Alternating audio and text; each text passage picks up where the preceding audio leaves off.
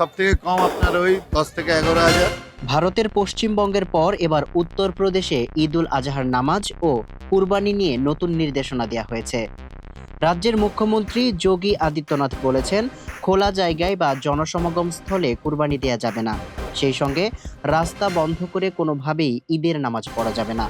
সেই সঙ্গে নিষিদ্ধ পশু কুরবানির বিরুদ্ধে জিরো টলারেন্স নীতির কথাও জানিয়েছেন তিনি। রোববার ভিডিও কনফারেন্সের মাধ্যমে অনুষ্ঠিত উচ্চ পর্যায়ের আইন শৃঙ্খলা ও প্রশাসনিক পর্যালোচনা বৈঠকে উত্তরপ্রদেশ সরকার এই সিদ্ধান্ত জানিয়েছে।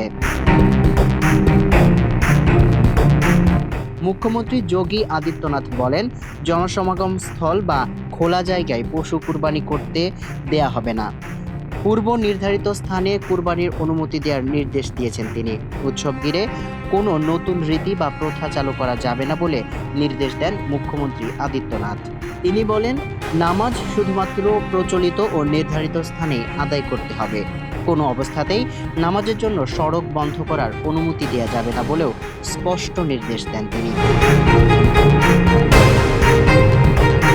এছাড়া বৈধ কসাইখানাগুলোতেও নির্ধারিত ধারণ ক্ষমতার বেশি পশু রাখা যাবে না বলে জানান যোগী আদিত্যনাথ। উৎসব চলাকালে নিরাপত্তা, পরিচ্ছন্নতা ও বিদ্যুৎ সরবরাহ নিশ্চিত করার নির্দেশও দেন মুখ্যমন্ত্রী।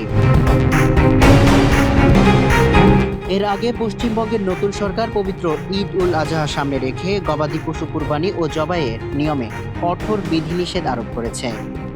এসব জটিল বিধিনিষেধের কারণে রাজ্য জুড়ে পশু কেনাবেচা বড় ধরনের অস্থিরতা নেমে এসেছে এবং মুসলিম ও হিন্দু খামারি ও ব্যবসায়ীরা ব্যাপক লোকসানের মুখে পড়েছেন।